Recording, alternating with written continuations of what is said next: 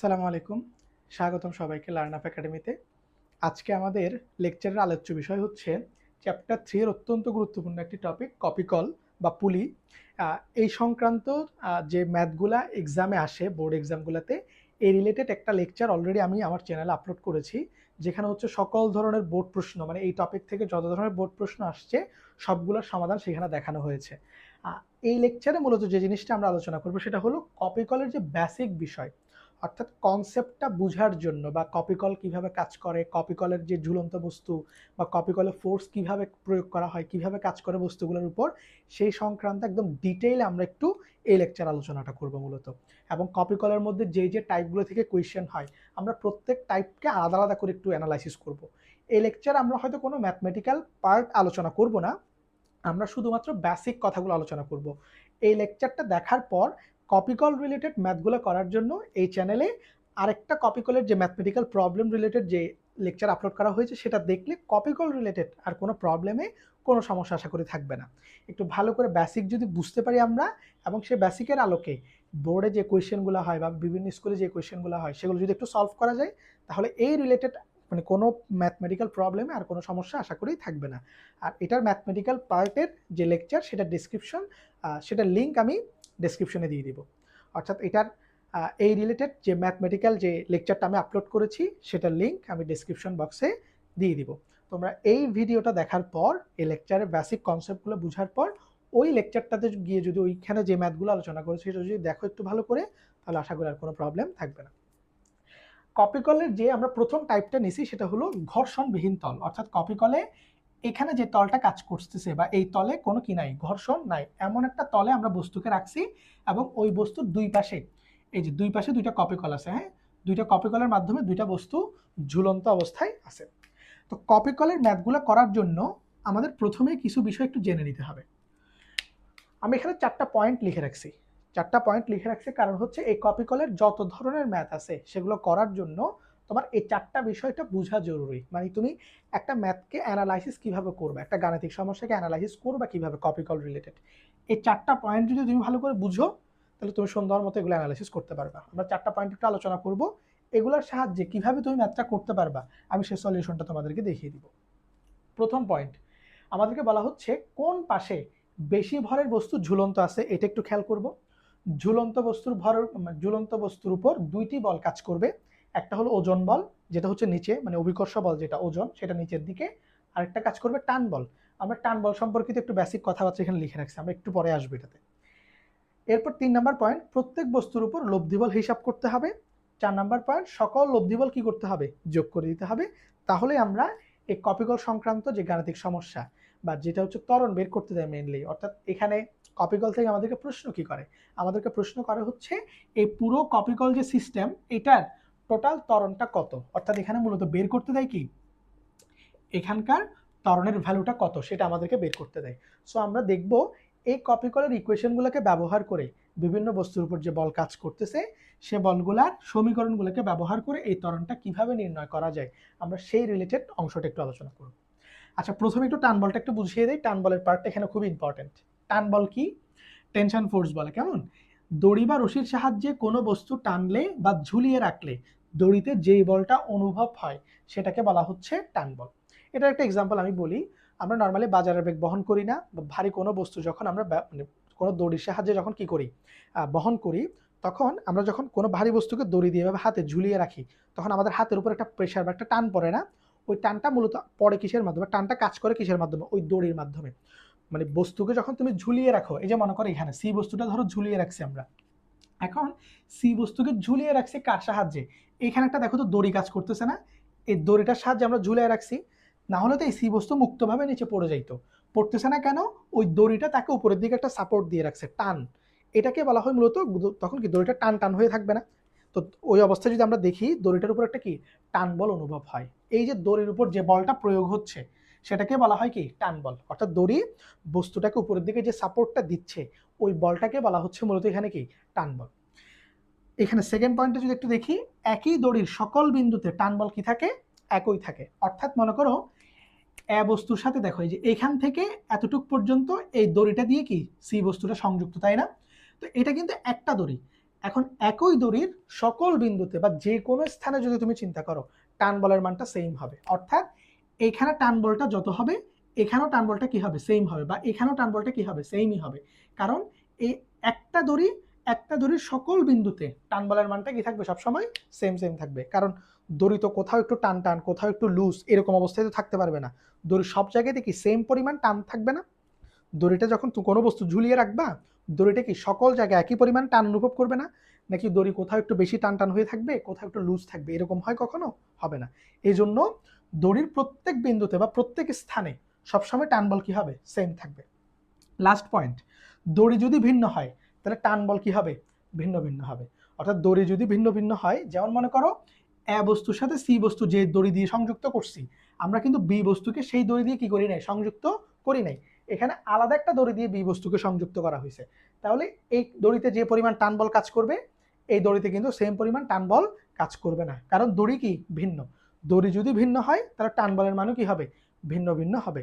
অর্থাৎ এই দড়িতে যে পরিমাণ টান বল, এই দড়িতে সেই পরিমাণ টান বল থাকবে না, কারণ কি, দড়িটা ভিন্ন। তাহলে টান বল সংক্রান্ত এই ছিল আমাদের বেসিক। প্রথম পয়েন্টে টান বল কি সেটা আলোচনা করা হয়েছে। দ্বিতীয় এবং তৃতীয় পয়েন্ট ম্যাথ করার ক্ষেত্রে এইটা হলো বেসিক পার্ট, খুবই গুরুত্বপূর্ণ। আমরা এই দুইটা পয়েন্টের আলোচনায় যাব যখন আমরা ইকুয়েশনগুলো রেডি করব, ঠিক আছে? তাহলে এখানে একটু মনে রাখতে হবে, একই দড়ির সকল বিন্দুতে টান বল সেম থাকে, দড়ি ভিন্ন হলে টান বলও কি হয়ে যাবে, ভিন্ন ভিন্ন হয়ে যাবে। তাহলে টান বল সংক্রান্ত মোটামুটি আমরা যে তিনটা পয়েন্ট আলোচনা করছি, তিনটা পয়েন্ট মোটামুটি বুঝছি, তাই না?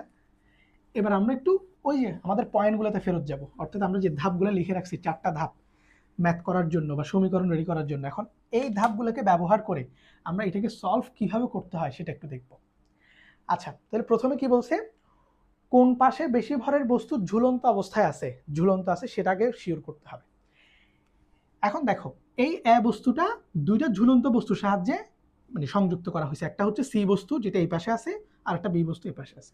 এখন দুইটা বস্তুর ভর কিন্তু কখনো তোমাকে কপি করলে সেম দিবে না। কেন জানো? কারণ কপি কল তো ব্যালেন্স অবস্থায় দিবে না ওরা তোমাকে, কারণ যেহেতু ত্বরণ বের করতে বলছে, ত্বরণ কখন থাকবে, যখন কপি কলের এই বস্তুগুলো গতিশীল থাকবে তখনই তো ত্বরণটা তৈরি হবে।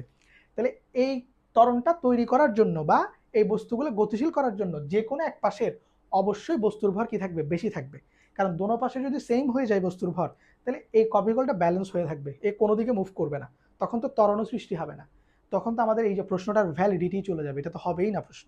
এই জন্য কপি করলে দেখবা যে কোনো এক পাশের বস্তুর ভরের পরিমাণ থাকবে বেশি, আরেক পাশের বস্তুর ভরের পরিমাণ থাকবে কম। তাহলে আমাদের প্রথম পয়েন্ট, কোন পাশে বেশি ভর আছে ওটা দেখতে হবে। তাহলে এখানে অলরেডি যেহেতু মান দেয় নাই, আমরা যেহেতু বেসিক পড়তেছি, আমরা এখানে ধরে নিচ্ছি ডাব্লিউবির ওজনটা বেশি, মানে ভর বেশি আর কি। কারণ যার ভর বেশি তার ওজনও কি হবে, বেশি হবে। তাহলে বি বস্তুর মনে করো ভরটা বেশি দেওয়া আছে, আর তাহলে বি বস্তুর ওজনও কি হবে, বেশি হবে। প্রশ্ন তো তোমাকে ভ্যালু দিয়ে দিবে 50 কেজি, 20 কেজি, 10 কেজি। তো তুমি তো ভ্যালু দেখেই বুঝতে পারবা কোন পাশে ভরটা বেশি। তো যে পাশে ভর বেশি হবে ওই পাশে কি, ওজনও বেশি হবে। এখন ধরো আমরা উত্তর পেয়ে গেলাম, যে প্রথম প্রশ্নের উত্তর আমরা পাইছি যে বি বস্তুর ওজনটা বেশি। এখন এই উত্তর দিয়ে আমাদের করণীয় কি, এটা দিয়ে আমরা কি বুঝবো? তুমি মনে রাখবা, কপি কলের যেই পাশে বস্তুর ওজনটা বেশি বা বস্তুর ভর বেশি, কপি কলের সবগুলা বস্তু তার দিকে মুভ করবে। এই পয়েন্টটা খুবই ইম্পর্টেন্ট, কারণ পুরো কপি কলের গতিশীলতাটা কোন দিকে বা পুরো কপি কলটা কোন পাশে মুভ করবে এইটা ফিক্সড করাটা জরুরি। না হলে তুমি সমীকরণ বের করার সময় যে লব্ধি বল হিসাব করতে পারবে না। কারণ লব্ধি বলের বেলায় হচ্ছে সরণ হিসাব করতে হয়, বস্তু কোন দিকে যাচ্ছে ওটার উপর ডিপেন্ড করে লব্ধি বল আসে। আমরা আরো ডিটেলে পড়বো, একটু জাস্ট পয়েন্টগুলো একটু মাথায় রাখো। তাহলে প্রথমে আমরা শিওর হলাম বি বস্তুর ওজনটা বেশি।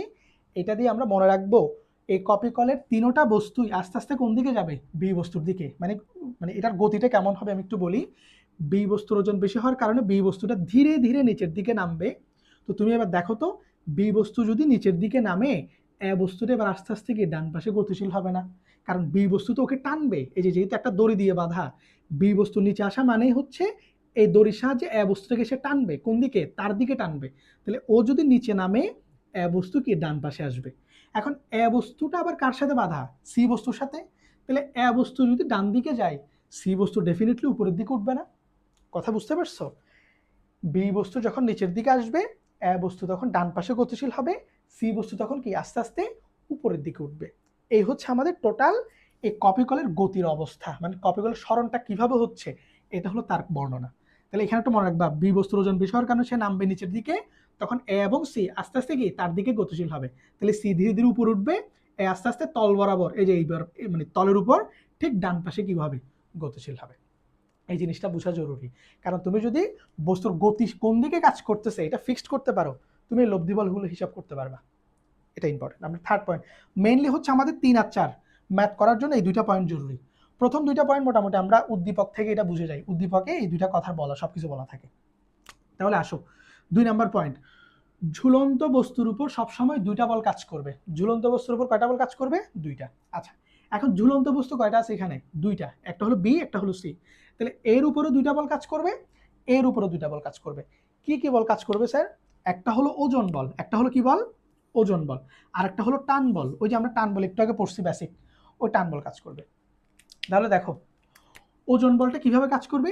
আমরা সবসময় জানি কোনো বস্তুর ওজন মানে কি, তার উপর অভিকর্ষ বলের প্রভাব, বা কোনো বস্তুর উপর অভিকর্ষ বলটাই হচ্ছে তার ওজন। পৃথিবী যে বলে তাকে টানতেছে সেটাই তার ওজন। তাহলে বি বস্তু যদি ঝুলন্ত থাকে, বি বস্তুর ওজনটা ঠিক কোন দিকে কাজ করতে চাইবে? নিচের দিকে কাজ করতে চাইবে না? সেটা হচ্ছে কি ডাব্লিউ বি, ওজনটা কোন দিকে? নিচের দিকে। এখন টান বল কোন দিকে কাজ করে? আমরা বলছিলাম টান বল সবসময় এদিকে কি উপরে কাজ করবে। কেন? বস্তু চাইতেছে নিচের দিকে পড়ে যাইতে, তার ওজনটা তাকে নিচে নিয়ে আসতে চাচ্ছে, কিন্তু দড়ি তাকে কোন দিকে টেনে রাখছে? উপরের দিকে টেনে রাখছে না? তো দড়ির উপর যে বলটা কাজ করতেছে সেটা কোন দিকে? দড়ি বরাবর উপরের দিকে কাজ করবে না? বস্তু নিচে পড়ে যেতে চাচ্ছে, এই বস্তুটা ধরো বেঁধে রাখছো উপরের থেকে, এই বস্তু চাচ্ছে নিচে পড়ে যাইতে, তাহলে তুমি দড়ি দিয়ে এটাকে কি উপরের দিকে আটকায় রাখছো না? তাহলে টান বল কোন দিকে কাজ করবে? উপরের দিকে। তাহলে বি বস্তুর উপর দুইটা বল কাজ করতেছে, বুঝতে পারছো? একটা হলো ওজন, যেটা নিচে কাজ করতেছে, আর একটা হলো টান বল, যেটা কোন দিকে? উপরের ডিরেকশনে কাজ করতেছে। তাহলে সি বস্তুর বেলায়ও দেখো তো ঘটনাটা একই না? এখানেও ডাব্লিউসি কোন দিকে কাজ করবে? নিচে। বস্তুর ওজন বস্তুকে নিচের দিকে নিয়ে আসতে চাচ্ছে, এবং যেহেতু সে একটা দড়ি দিয়ে বাঁধা উপরে, তাহলে এখানে একটা টান বল কাজ করবে, সেটা কি? উপরের দিকে।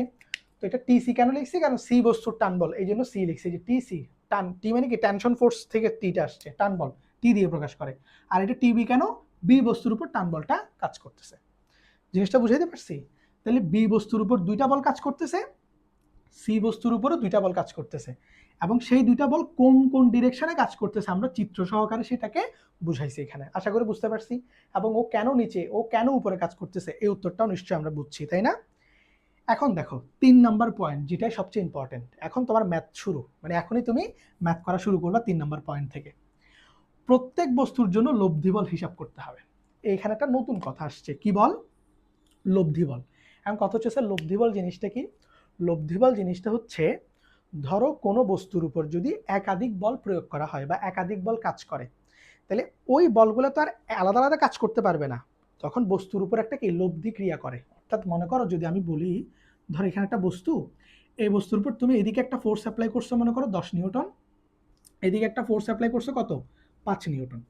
তাহলে এদিকে কাজ করতেছে 10, এদিকে কাজ করতেছে কি 5, ঠিক আছে? তো এরকম আলাদা আলাদা বল বস্তুর উপর কাজ করে না, কি হয়? এই দোনোটা মিলে 10 নিউটন আর 5 নিউটন মিলে সম্মিলিতভাবে একটা ফোর্স হয়ে যায়, ওই একটা ফোর্সকেই বলা হয় লব্ধি বল, ঠিক আছে? অর্থাৎ বস্তুর উপর যখন একাধিক বল কাজ করে, ওই একাধিক বল মিলে যে নতুন বলটা তৈরি হয় সেটাকে বলা হয় লব্ধি বল। এখন এই লব্ধি বলের ক্যালকুলেশনটা করে কেমনে? এটার ক্ষেত্রে দুইটা বিষয়, এক হলো যদি এই সিঙ্গেল সিঙ্গেল বলগুলা একই দিকে কাজ করতো তখন লব্ধি বল হবে যোগফল। এখন দেখো এই চিত্রে 10 নিউটন কাজ করতেছে এই পাশে, 5 নিউটন কাজ করতেছে এই পাশে, বলের ডিরেকশনগুলো পরস্পর বিপরীত না? যদি বস্তুর উপর বিপরীত দিকে বল প্রয়োগ হয় তখন লব্ধি বল হবে বিয়োগফলের সমান। অর্থাৎ এই বস্তুর উপর যেটা লব্ধি, লব্ধি হবে কি 10 নিউটন থেকে 5 নিউটনটা মাইনাস, অর্থাৎ 5 নিউটন। এবং লব্ধি বল বের করার সময় বড় বল থেকে ছোট বল বিয়োগ করতে হবে, বড় বল থেকে ছোট বল।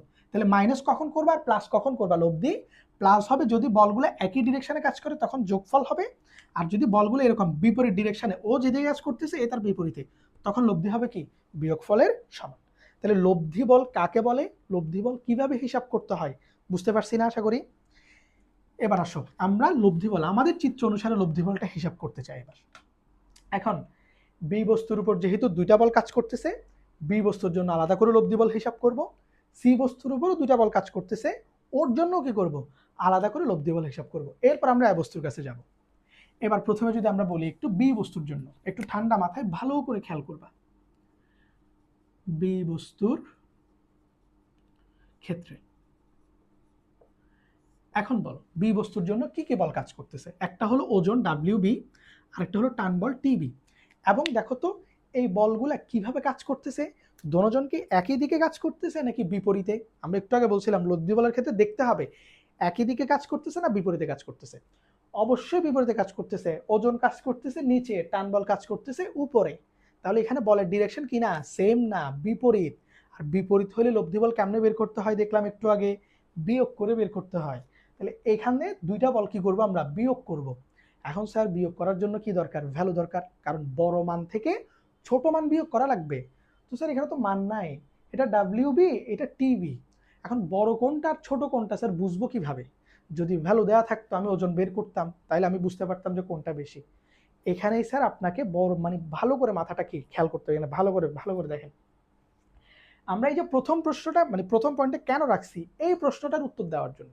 এই যে আপনার মনে একটা প্রশ্ন আসছে না যে স্যার বড় বল কোনটা আর ছোট বল কোনটা বুঝবো কেমনে, এই প্রশ্নের উত্তর দিবে প্রথম পয়েন্ট। কিভাবে, আপনাকে আমি প্রথমে এটা বুঝাইছিলাম বড় বল ছোট বল এটা বুঝার ওয়ে হচ্ছে বস্তুর সরণ বা বস্তুর গতিশীলতা কোন দিকে, বস্তুর গতি কোন দিকে কাজ করতেছে এটা। দেখেন তো স্যার বি বস্তুর ওজনটা শুরুতে বেশি বলা ছিল না, তাহলে আমরা বলছিলাম বি বস্তুর ওজন যেহেতু বেশি, বি বস্তু আস্তে আস্তে নিচের দিকে নামবে, এ বস্তু ডান পাশে মুভ করবে, সি বস্তু আস্তে আস্তে উপরের দিকে উঠবে। এই কথাটা বলছিলাম না আমরা। এখন বি বস্তু নিচের দিকে নামতেছে, এখন বি বস্তুর উপর কয়টা ফোর্স কাজ করতেছে, দুইটা, একটা উপরে একটা নিচে। দুইটা ফোর্স কাজ করা সত্ত্বেও বি বস্তুর সরণটা হচ্ছে কোন দিকে, নিচের দিকে না। তাহলে বস্তুর সবসময় মনে রাখবেন লব্ধি যেদিকে কাজ করে বস্তুর সরণও কি হয়, সেদিকেই হয়। তাহলে বি বস্তু নিচের দিকে কাজ করতেছে মানে তার লব্ধি কোন দিকে কাজ করতেছে, নিচের দিকে।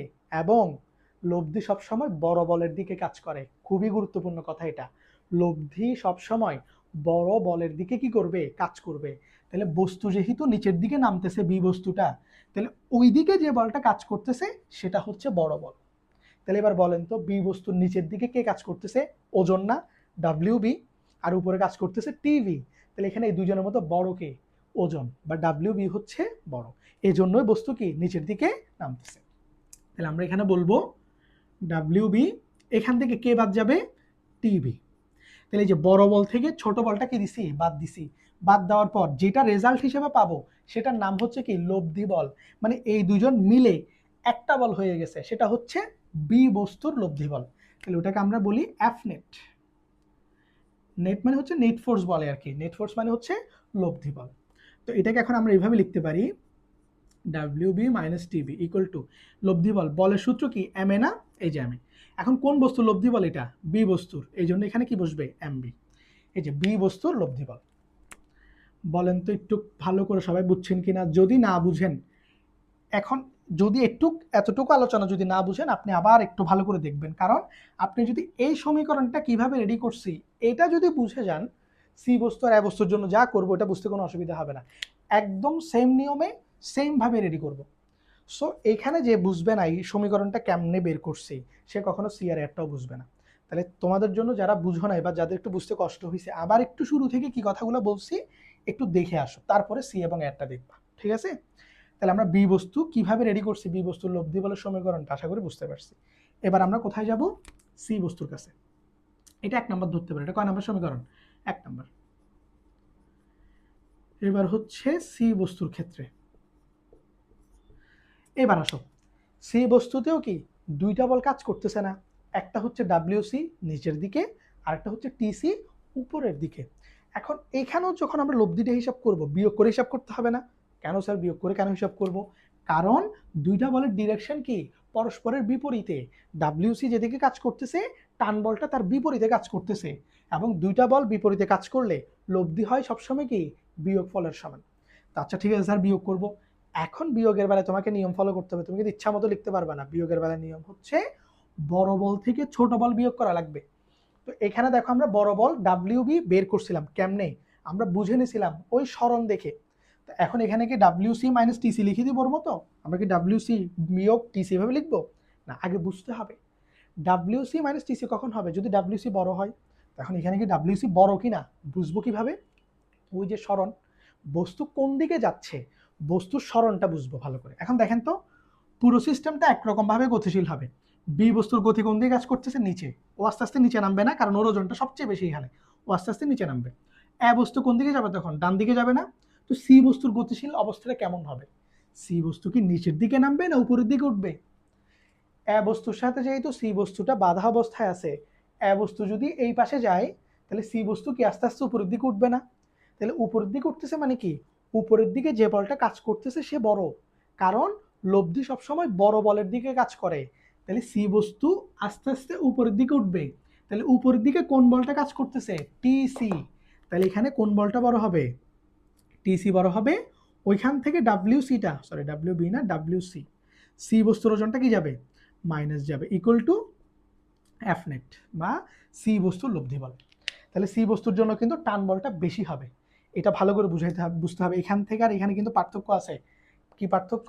এটার ক্ষেত্রে ওজন বেশি ছিল, কারণ বি বস্তু নিচের দিকে নামতেছিল, তো নিচের দিকের বলটা বেশি। সি বস্তু তো নিচে নামতেছে না, সি বস্তু উপর উঠতেছে, তাহলে উপরের দিকের বলটা বেশি হবে। তো উপরে কাজ করতেছে কি? টান বল, এজন্যই বেশি। তাহলে এখন যদি আমরা এটাকে লিখি TC minus WC equal to F নেটকে কি লিখবো? M A. তাহলে কোন বস্তুর জন্য? সি বস্তুর জন্য। এটার সাথে কি লিখবো? এই যে এই। তাহলে এই যে আমাদের সি বস্তুর লব্ধি বল হিসাব করছি। তাহলে সি বস্তুর লব্ধি বল, এটাকে আমরা কত ধরলাম? 2 নাম্বার। আশা করি জিনিসটা বুঝতে পারছি, বি বস্তু এবং সি বস্তুর জন্য কিভাবে কাউন্ট করছি এটা। এবার আমাদের কাজ হচ্ছে এ বস্তু নিয়ে। কি বস্তু? এ বস্তুর উপর কিভাবে লব্ধি বল হিসাব করবো এটা একটু দেখতে হবে এ বস্তুর ক্ষেত্রে। এখন বি বস্তু আর সি বস্তুর জন্য তো আমরা বলগুলো লিখছিলাম, প্রত্যেকটার উপর দুইটা দুইটা বল কাজ করছে। তো এ বস্তুর জন্য কি এখনো কোনো বল লিখছি আমরা? ও তো একটা তলের উপর আছে, এখন ওর উপর কি কি ফোর্স কাজ করতেছে ওটা একটু দেখতে হবে না? দেখো একটু একটু এটা আবার ড্র করতেছি। দেখো এ বস্তুর উপর দুইটা বল কাজ করবে। আচ্ছা দুইটা বল কি কি একটু পরে আসতেছি, আগে আসো তো একটু বলি। বি বস্তুর উপর দেখো ওজন কাজ করছে, সি বস্তুর উপর ওজন কাজ করতেছে। এর উপর কি কোনো ওজনের ফোর্স কাজ করবে? একটু এদিকে দেখাই। এ বস্তুর উপর ওজন কাজ করবে না। এখন কথা হচ্ছে স্যার কেন করবে না? বস্তু কি ভর নাই? অবশ্যই ভর আছে। তো স্যার ভর থাকলে কি ওজন থাকবে না? ওজনও থাকবে। তো ওজন থাকলে স্যার ওজন কাজ করতেছে না কেন? কারণ হচ্ছে স্যার দেখেন এই এ বস্তুটা একটা তলের উপর আছে। কিসের উপর? তলের উপর। কিন্তু বি আর সি কি কোনো তলের উপর নাই। তো যদি তলের উপর না থাকে নিচ থেকে কিন্তু কোনো প্রতিক্রিয়া আসবে না। কিন্তু এ বস্তুর, হ্যাঁ আপনার আমি যদি কথা মেনে নেই, ওজন ধরো ওজন কাজ করতেছে কোন দিকে? নিচে। এখন ওজনের বিপরীতে একটা প্রতিক্রিয়া আছে না এখানে? ওজনের বিপরীতে একটা কি আছে? প্রতিক্রিয়া। এবং প্রতিক্রিয়াটা কে দিচ্ছে? তল। আমরা জানি কোনো বস্তু নর্মালি আমরা মনে করো আমরা আমাদের ক্ষেত্রে এই যে আমি দাঁড়ায় আছি, ফ্লোরের উপর দাঁড়ায় আছি, তা আমার ওজনটা কিসের উপর কাজ করতেছে? ফ্লোরের উপর না? কারণ পৃথিবী আমাকে টানতেছে তার নিজের দিকে। তো আমি যেহেতু ফ্লোরের উপর আটকায় আছি, এই যে ফ্লোরের উপর আমার বলটা কাজ করবে। তো ফ্লোরও আমাকে কি দিচ্ছে? একটা সেম পরিমাণে প্রতিক্রিয়া বল দিচ্ছে না? যার কারণে আমি আমার ওজনটা এখন কি করব না? ফিল করব না। বুঝতে পারছি? তাহলে ক্রিয়া প্রতিক্রিয়া সমান হওয়ার কারণে লম্ব বরাবর এই বস্তুর উপর কোনো কি নাই? লব্ধি বল নাই। লম্ব বরাবর খেয়াল করবা, লম্ব বরাবর এখানে কোনো কি নাই? লব্ধি বল নাই। কারণ নিচের দিকে যতটুকু বল উপরের দিকেও কি সেম পরিমাণের বল। এই যে ক্রিয়া বল এবং প্রতিক্রিয়া বল একই, যার কারণে এই বরাবর কোনো কি নাই? বল নাই। তো স্যার এই বস্তুর উপর কি আর কোনো বল কাজ করতেছে না? শুধু কি ওজন আর প্রতিক্রিয়া কাজ করতেছে? না, ওজন আর প্রতিক্রিয়া ছাড়াও আরো বল কাজ করতেছে, আমরা সেটা যাব। তবে তোমাকে মনে রাখতে হবে এ বস্তুর উপর ওজন আর প্রতিক্রিয়া বল সমান হওয়ার কারণে লম্বালম্বিভাবে বা লম্ব বরাবর কোনো বল কাজ করবে না। অর্থাৎ এখানে যেটা ওজন পাইছো ডাব্লিউ বি সমীকরণে আসছে, ওর ক্ষেত্রে ডাব্লিউ এ এই ধরনের কোনো মান আসবে না, কারণ ওজনটা প্রতিক্রিয়ার কারণে কি হয়ে গেছে? নিষ্ক্রিয় হয়ে গেছে। তো ওর উপর কি বল কাজ করবে একটু খেয়াল করতে হবে। এবার বি বস্তু যখন নিচের দিকে নামবে, ওকে একা একা নামবে? ও কার সাথে যুক্ত? এ বস্তুর সাথে না? তো ও তো একা নামবে না, ও কি করবে? এটাকে টান দিবে নিজের দিকে। এটাকে টেনে নিজের দিকে কি করবে? নিয়ে আসবে। কারণ ও যখন নামবে এই দড়িটা দিয়ে টান বলটা কাজ করবে কার উপর? এ বস্তুর উপর। তাহলে এ বস্তুটাকে সে নিজের দিকে টানবে। তাহলে দেখো বি বস্তু এই যে তাকে টানতেছে কোন দিকে? নিজের দিকে। তাহলে যেখানে টান বল কাজ করবে সেটা হচ্ছে টিভি। এটা এখন কত হচ্ছে স্যার এখানে টান বল টিভি কেন? আপনাকে আমি যখন এখানে টান বল পড়াছিলাম একটা পয়েন্ট লিখছিলাম যে একই দড়ির সকল বিন্দুতে বা সকল স্থানে টান বল কি থাকবে? সেম থাকবে। দেখো তো বি এবং এর মধ্যবর্তী এটা কি একই দড়ি না? সো বি বস্তুর উপর টান বল এখানে যত হবে এ বস্তুর উপরও টান বল কি হবে? সেম হবে, কারণ বি এবং এ একই দড়ি দিয়ে যুক্ত। তাহলে একই দড়ি হইলে টান বল সবসময় কি হয় না? ভিন্ন ভিন্ন হয় না, সবসময় সেম হবে, সব সময়। এই জন্য এ বস্তুর উপর টান বল কি? টিবি, এবং সেটা কাজ করবে কার দিকে? বি এর দিকে। বি যেদিকে নামতেছে এদিকে। অর্থাৎ বি যদি এদিকে নামে এ বস্তুকে সে এই বরাবর টানবে, এই জন্য টান বলটা কোন দিকে কাজ করবে, এ বস্তু থেকে এই পাশে। এখন সি বস্তু তো এ বস্তুর সাথে বাধা অবস্থায় আছে, মনে করো তুমি তো ওকে চাইলে একা টেনে নিতে পারবে না, ধরো এইরকম আমাদেরকে এখানে দুই হাতে মনে করো দুইজন বেঁধে রাখছে, তো আমাকে যদি এই পাশ থেকে কেউ একজন টানে, আমি তো এই পাশেও আরেকটা কি রশি দিয়ে যুক্ত, তখন এই পাশে টানলে আমি সরাসরি এদিকে চলে যেতে পারবো না, আমাকে এদিকে একটা বাধা অতিক্রম করতে হচ্ছে, আমাকে আরেকজন ধরে রাখছে না। সো এখানে কি দুই পাশে একটা টান বল কাজ করতেছে, তাহলে এ বস্তুর উপর এদিকে যেরকম টান বল কাজ করবে, সি বস্তুটাও তো এ বস্তুর সাথে যুক্ত এই পাশ থেকে, তাহলে এই সি বস্তু থেকেও একটা টান বল কার উপর কাজ করবে, এ বস্তুর উপর, এবং সেটা কাজ করবে কার দিকে, সি এর দিকে।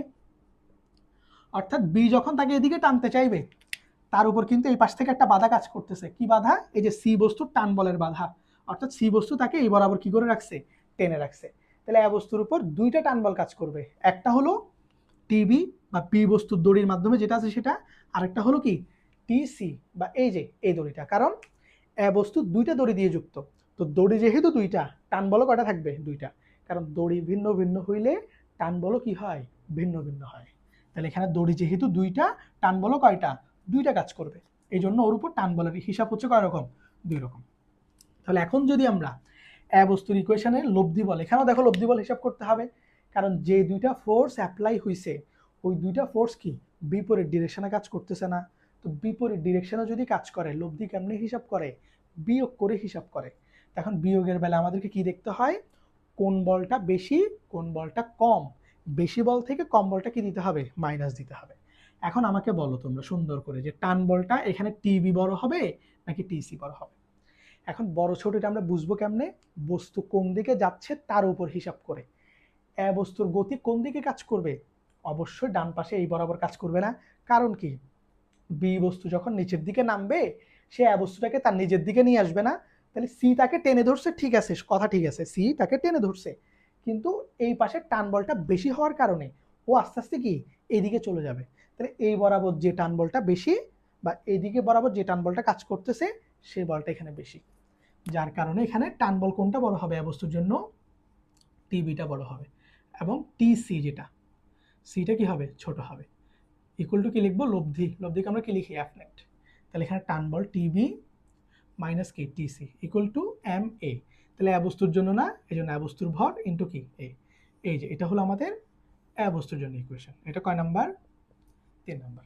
দেখছো আমাদের থার্ড পয়েন্টের কার্যক্রম শেষ, প্রত্যেক বস্তুর জন্য লব্ধি বল হিসাব করা। দেখো তিনটা বস্তুর জন্য যে তিনটা লব্ধি বল হিসাব করছি, তিনটা বক্স না, তিনটা বক্স হচ্ছে তিনটা বস্তুর লব্ধি বল, বুঝাতে পারছি।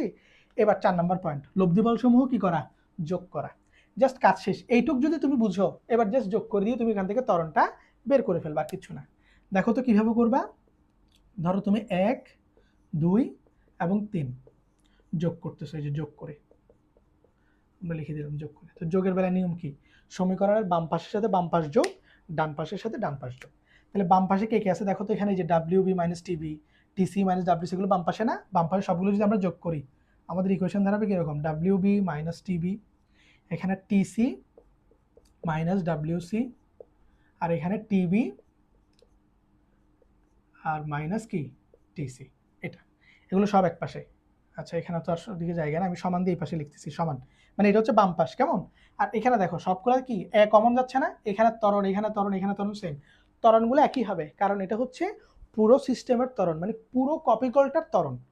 বি বস্তু যখন নিচে নামবে, এ বস্তু যখন এই পাশে আসবে, সি তখন কি উপরে উঠবে, তো তাদের মধ্যে যে গতিটা সৃষ্টি হবে এই গতিটা কি একটা ত্বরণে, মানে এই বস্তুগুলোতে একটা ত্বরণে মুভ করবে, তিনোটা বস্তুর ত্বরণ এখানে সেম হবে, কারণ বলগুলোকে তুমি কি করে ফেলছো, সবগুলোকে একত্রিত করে লব্ধি বল বানাই ফেলছো না, তো লব্ধি বলের কারণে একটা বল হয়ে গেছে, সো এখানে ত্বরণও কয়টা হবে, একটাই হবে, সেটাকে আমরা বলি কি পুরো সিস্টেমের ত্বরণ বা লব্ধি ত্বরণ।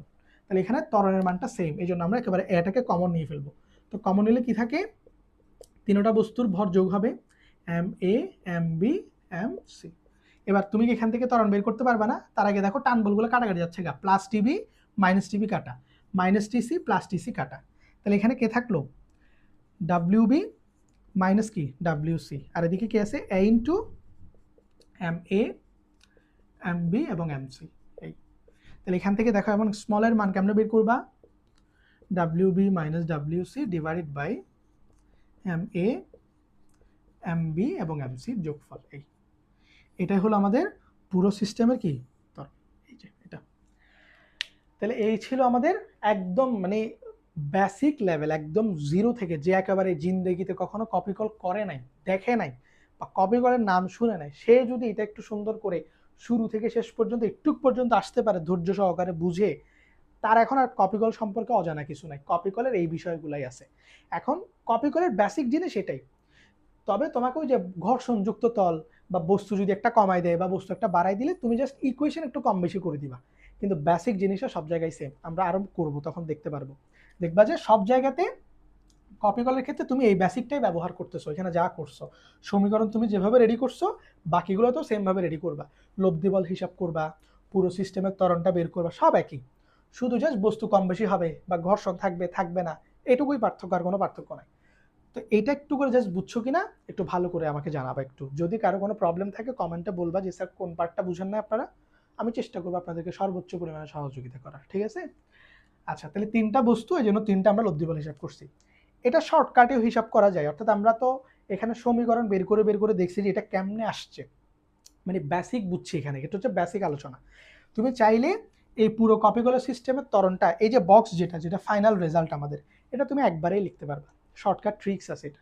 এটা শর্টকাট ট্রিক্স হচ্ছে এরকম, অর্থাৎ এখানে তো দুইটা অংশ, একটা উপরে লব আর একটা হর। হরে সবসময় কি বসবে জানো? কপি কলে যতগুলো বস্তু আছে সবগুলো বস্তুর ভরের যোগফল। এই কপি কলে বস্তু কয়টা? তিনটা, এ বস্তু, বি বস্তু, সি বস্তু। এই যে তিনটা বস্তুর ভরের যোগফল। যদি দুইটা বস্তু থাকতো দুইটা বস্তুর ভর বসতো, চারটা বস্তু থাকলে চারটা বস্তুর ভর বসতো। তাহলে নিচে সবসময় বস্তু সবগুলোর ভরের যোগফল। আর উপরে কি হবে? উপরে হচ্ছে শুধু ঝুলন্ত বস্তু বসবে। কি বস্তু? ঝুলন্ত। মানে তলের উপর যে থাকবে সে উপরের অংশে আসবে না। দেখছো বি আর সি আসছে, ওই এটা আসে না। তখন এখানে কার থেকে কাকে বিয়োগ করব? বেশি ওজন থেকে কম ওজনের বস্তু বিয়োগ করব। তাহলে বেশি ওজন কার? বি বস্তুর ওজন বেশি, এই জন্য ওর থেকে সি বস্তুর ওজনটা মাইনাস। তো এখন যদি সি বস্তুর ওজন বেশি হইতো W C minus W B লিখতাম। তাহলে নিচে কপি করলে সবগুলা বস্তুর ভরের যোগফল বসবে, আর উপরে বসবে কি? বেশি ঝুলন্ত বস্তুগুলা, ঝুলন্ত বস্তুর মধ্যে বেশি ভরের বস্তু থেকে মাইনাস কম ভরের বস্তু, মানে ওজনটা বসাবে আর কি। বেশি ওজন মাইনাস কি? কম ওজন, এটা বসাবো জাস্ট। তাইলে তোমার ইজিলি কি এই ম্যাথটা বা এটা তুমি ডিরেক্ট করতে পারতেছো, মানে এমসিকিউতে যদি আসে তুমি করে ফেলতে পারবা, বাট সিকিউতে আসলে একটু সমীকরণগুলা সুন্দর করে একটু করে করে দেখাবা। তো এই ছিল আমাদের মানে মোট কথা মূল বিষয় আর কি। তো এখানে কিন্তু এই ভ্যালুগুলো দেওয়া থাকবে, অর্থাৎ আমরা তো এখানে কোনো বস্তুর ভর বা এই ধরনের কোনো মান নিই নাই, বাট তোমাকে প্রশ্নে কিন্তু এই যে বস্তুর ভরটা সব দিয়ে দিবে। তো তুমি এরকম সমীকরণগুলো রেডি করে লাস্ট পোর্শনটাতে এসে জাস্ট ভরগুলো বসাই দিবা। তাহলে ভরগুলো বসাই দিলে কি তোমার এর মানটা বের হয়ে যাচ্ছে না? এই ছিল কপিগুলোর বেসিক বিষয়। তো তুমি যদি একটু বুঝে সুন্দর করে ফার্স্ট টু লাস্ট একটু বুঝে পয়েন্টগুলো খেয়াল করে করে একটু যদি করতে পারো, আশা করি কঠিন লাগার মতো বিষয় না, ঠিক আছে? আমাদের কাছে কোনো টপিক কঠিন এই কারণেই লাগে যে আমরা সরাসরি শুরুতেই চাই যে এটার শর্টকাট কোনো কিছু আছে কিনা। আমরা শর্টকাটটাতে বেশি কি হয়, আগ্রহী হই, মানে দ্রুত করার জন্য। তো ম্যাথ ফিজিক্স এই টার্মগুলোকে দ্রুত করার চেষ্টা করবা না, একটু বুঝে করার চেষ্টা করবা। বিশেষ করে যারা এখন ক্লাস 9-এ আসো বা ক্লাস 10-এর শুরুর দিকে যারা আসো, পরীক্ষার্থীদের বিষয়টা ভিন্ন, বাট যারা শুরুতে আসো তাড়াহুড়া করবা না এই কনসেপ্টগুলো বোঝার জন্য। কারণ তুমি 9-10-এ শুধু ফিজিক্স পড়ে ফিজিক্স শেষ হবে না, তুমি ইন্টারমিডিয়েটেও পড়বা, তখন ফিজিক্স আরও কি হবে, জটিল মনে হবে, ঠিক আছে? কারণ তোমার বেসিক এখানে যত দুর্বল থাকবে তুমি সামনে গিয়ে তত বেশি মুশকিলে পড়বা। তাহলে একটু ভালো করে তোমার বইয়ে যে টপিকগুলো পড়ানো হয়েছে আমরা চেষ্টা করতেছি সবগুলা হয়তো তোমাদের জন্য আমরা রেডি করব, এবং এসএসসি লেভেলে একজন শিক্ষার্থীর জন্য যেই পরিমাণ বেসিক তার জানা দরকার আমরা আমাদের কন্টেন্টগুলোকে সেভাবে করে রেডি করব তাদের জন্য। একটু ভালো করে বুঝে করবা, ঠিক আছে? একটু চেষ্টা করবা কনসেপ্টগুলো বুঝে বেসিকগুলো বুঝে ম্যাথ করার, ঠিক আছে? তাড়াহুড়া করবা না, মুখস্থ করা তো একদমই যাবে না। বুঝতে পারছি কিনা? বুঝলে ওটা তোমার অটো মুখস্থ হয়ে যাবে, আলাদা করে মুখস্থ করার দরকারই হবে না। তুমি যদি বুঝো কোনো একটা বিষয় এটা এমনিই তোমার মনে থাকবে। বুঝতে পারছি? তাহলে এই ছিল আমাদের আজকের ভিডিও, কপি কলার এই টপিকটা। আমরা এটার পরে আমরা বাকি, এটা হচ্ছে মেইন টপিক, ঠিক আছে? আমরা এটার সাথে কপি কলের আরও কিছু অংশ যোগ করব, সেটা আলাদা একটা লেকচার আমরা আপলোড করব, ঠিক আছে কিনা? আমাদের এই লেকচারটা এতটুকুই, এখানে কপি কলের একেবারে বেসিক জিনিসগুলা ইন ডিটেল করানো হয়েছে। এরপর আমরা কপি কলের আরও 3টা টাইপ দেখব, এবং 3টা একটা লেকচারেই দেখব। ওইখানে আমরা এত ডিটেলে পড়বো না, কারণ এই বেসিকটা যারা দেখবে যারা বুঝবে সরাসরি তারা সুন্দর করে সমীকরণ লিখতে পারবে। আমরা নেক্সট লেকচারটা ওইভাবে করে রেডি করব এটার সাথে মিল রেখে। তো এইটা দেখে ওই লেকচারটা দেখার চেষ্টা করবা। আশা করি বুঝতে পারছি। তাহলে আজকের ভিডিও এতটুকুই থাকবে। ভালো থাকবে সবাই। আল্লাহ হাফেজ। সালামু আলাইকুম।